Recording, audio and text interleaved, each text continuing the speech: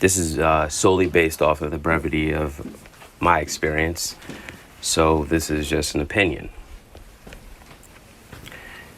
I believe that when you have, a good balance of self in a way that, you're mentally and emotionally healthy, meaning you have high self-esteem and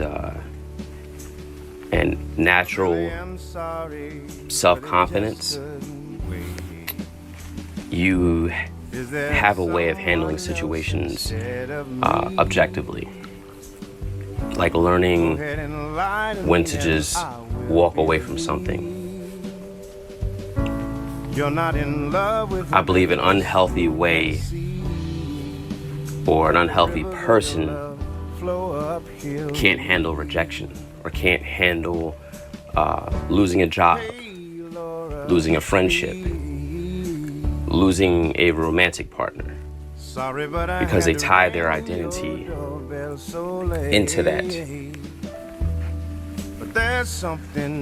instead of bringing their identity into that and enhancing either that job, that relationship, or that friendship. And I believe that's people that can't handle rejection derives from the inability to look at things from a healthy set of lenses, because what we perceive is determined by the pigment of our lens. That means how we were brought up and how that affected the hue of that situation. A lot of us have come from very dysfunctional upbringings. Some people just come from unhealthy family situations, and rejection can trigger their hypersensitivity. This tendency not only derives from the nurture aspect, but can derive from the nature aspect, their environment. And they've developed their mask from that. So it's an image that they are hiding behind. There's no shame in honest living. Most people look at rejection, in a way that it's like the end of the world, And that's usually someone that is socially awkward, and they kind of have a poor way of presenting themselves due to their own self-doubt and their expectations of rejection not only shapes, molds, but fills their reality as well as created.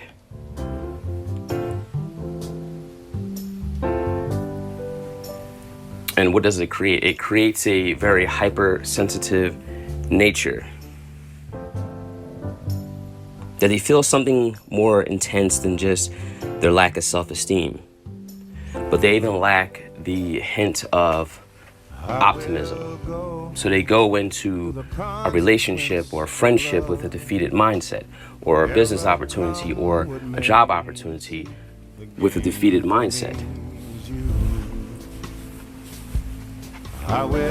There's been plenty of times where I've had to walk away from situations, and in some cases, people just didn't know how to handle the cutoff.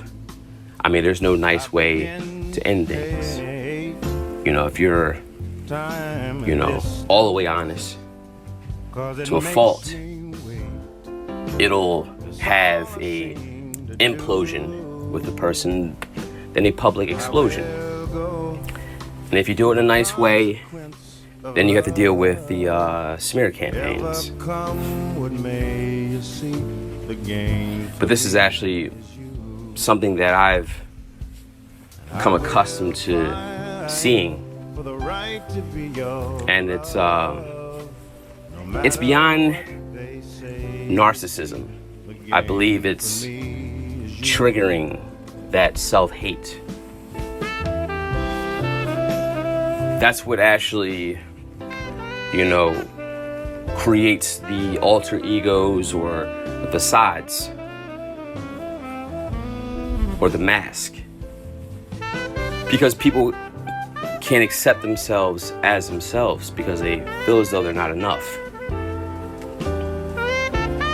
And imagine someone wanting to end the friendship with them or end a relationship with them. Then they go into these fits of rage. Then they, get behind, a red pill philosophy or a MGTOW philosophy. With all my patience, 'cause it makes me instead of accepting themselves. Well, first you have to discover who they really are, then accept who they really are. It's either you're going to self-preservate or you're going to self-destruct. And I believe most men are prone to masochism. Now, a lot of people would like to believe that women are. Yes, I believe there are a lot of women that are prone to masochism, but men are definitely prone to masochism. Definitely there's an equality in gender in regards to that activity. Blessings and peace.